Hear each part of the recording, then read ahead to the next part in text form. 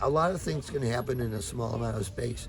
If you walk around the circle, you've just looked at 100 stores and what they have for sale and what the store owners look like and what are they living in back of the store. And, and there's a lot to take in. So in a short amount of time, the more interactions you have in a row and the more things that you engage with, the more complex time becomes. Rather than, I knitted for an hour. Well, here, you're going to do maybe 100 things in an hour. So, what's the longest number of days that you've been at Barter Faire? Well, in the very, very earliest days, as the organizer, I would be the first person to show up on the site, maybe 4 days ahead, and I would build a tool shed. That's the first thing I would do. And then I would put a bunch of tools in the tool shed, and then I would use the tools to build the rest of the infrastructure. Usually a kitchen, usually there'd be a gatehouse. How many people were on your crew? How many other I people? started with one, just me, and sometimes it would go to 3, 4, 5, 6, 10, and it would go up over time. And by the time it was started, maybe there was 30 people helping out.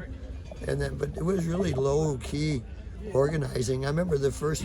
We can talk about budget, but at the very first Barter Faire, it was by donation, and I put a box that said "donate here," and I put it next to the exit, on the ground. And people would reach over and throw change into it, and dollar bills and stuff, and then other people would stop and take it out. And then at the end, I got it maybe $50. I probably lost $100 or so putting on the party, but it didn't cost me much. So that's what I'm wondering is like, at what point?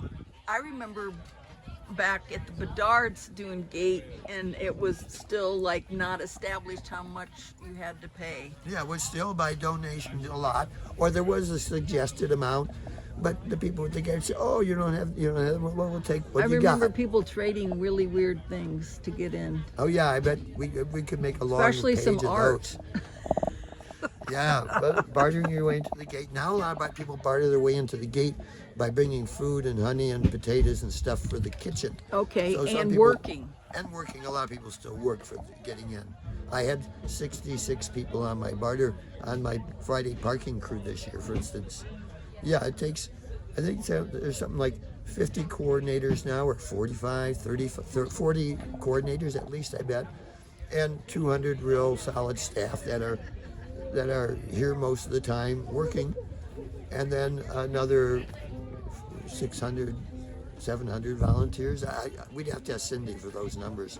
Well, but how many days did you? Okay, you'd show up here on 4 a Monday. days ahead. 4 days and then I ahead. had 3 at the fair, so that's 7, and then it would take 1 or 2 days to take it all down and haul it away, which was difficult because I didn't own a car in those days, so I was relying on other people's vehicles as well. So so I might be there 8 days at the most. Nowadays, we have work parties weeks ahead in advance, and so work starts a long time ahead now. And so over the years, I remember at the 10th Barter, at the 5th one, Buffalo and Birch, our friend Birch, we 3 of us teamed up to organize it and run it, and we handled the parking, and we were equal partners in organizing it. Before that, it was me first, and then me and Buffalo. But that year we had the 3 of us with some helpers.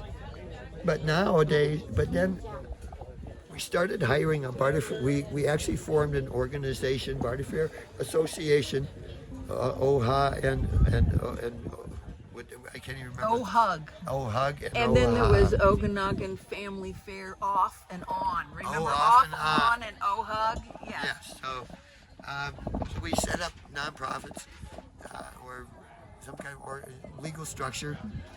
That must have been after we bought the land. We probably had to do that shortly thereafter. So the land is owned by a nonprofit? Yeah, a community organization, and then it's in the process of changing, or just did change. I don't know the details, but I believe that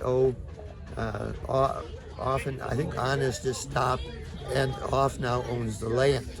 And before there was checks and balances to organizations, and so it's a little concerning.